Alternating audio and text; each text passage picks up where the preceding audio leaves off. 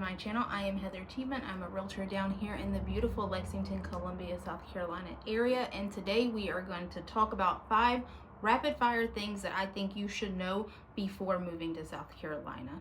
But before we get started, I am going to ask that you please like and subscribe to my channel. I greatly appreciate it. It really helps with the YouTube algorithm. And as I've mentioned in my other videos, my goal for this year is to grow to 550 subscribers. So all the love and support is greatly appreciated. So let's hop on to the end of this.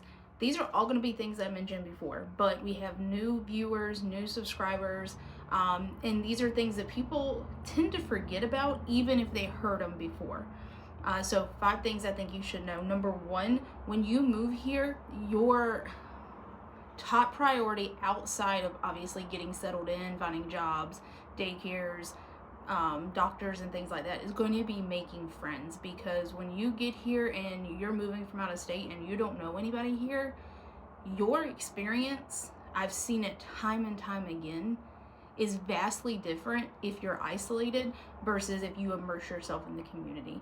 I can't tell you how many people that don't adjust well here because they're not getting out and making friends. This is a super common thing that I see so often, is if you don't get yourself involved into the community, you don't really know what's going on.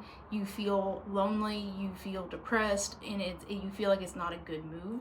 But if you are getting out and meeting people and actually being involved in the community in which you've moved, you will find that that is a lot better option for you, and you'll feel a lot more comfortable about your decision to move here. I know it sounds cliche, you've heard it before, but I don't think people realize how important creating that community is here. It really and truly plays a massive role in how well you transition here. Number 2, this is more a technical thing, is yearly we do pay property taxes on our cars. Those can be quite costly, especially if you have newer or higher end cars, or you have a lot of cars. Those can be very expensive.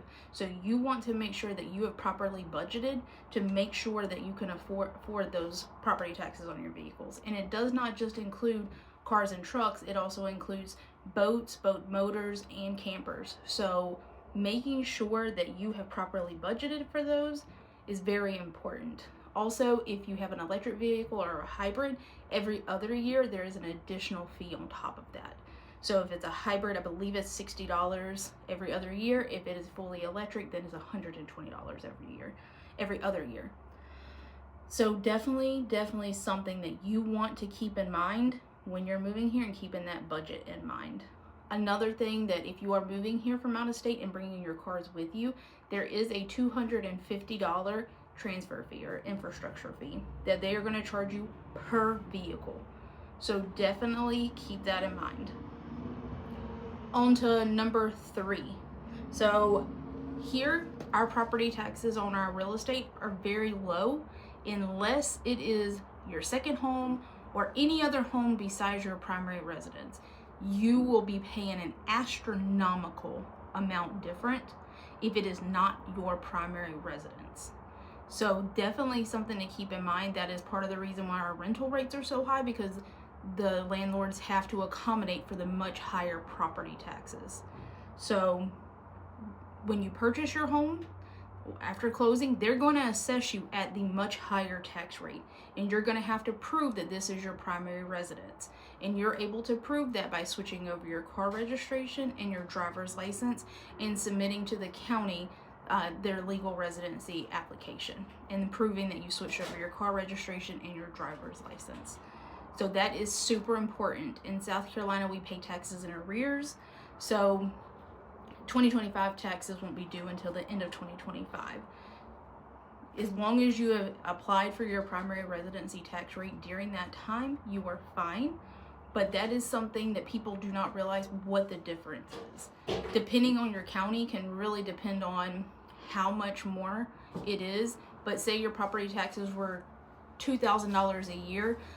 If it was your primary residence, those could be $9,000 a year if it was not your primary residence. It is a big difference, and this hurts a lot of people that do not remember to do that. So very important, very mindful, and also a reason why our rental rates are so high, like I mentioned before. So we're speeding right along these. So number 4 is, we hear this a lot, Lexington and even really Columbia, they are more designed for like families and college students and things like that. If you have children, there are so many things to do here that you are able to really immerse yourself in the community very easily. If you are a single adult, it can be a little harder. We don't really have much of a nightlife. If you go into Columbia, there are definitely some nightlife options there available for you, but it's going to be a little more geared towards college age students. So definitely something to keep in mind depending on your situation. If you are just looking for a comfortable place to live and you don't need a ton of amenities, then this may be an area for you. If you're a family that has children and you're looking for an area that's really geared towards children, then Lexington, Columbia, Irmo, Chapin, all those may be good options for you because they are really family oriented. And then once you get into downtown, you're going to get a little more young professionals as well as college age students. So definitely keep that in mind when you're moving here. Come visit. Make sure that you are really understanding what this area offers so you don't get here and are disappointed. And then last but not least, I know I've rapid fired this like I'm literally running out of breath because I'm talking so fast, but I am under a time crunch. That is the reason why I'm going so quickly. Number 5 is going to be finding a job.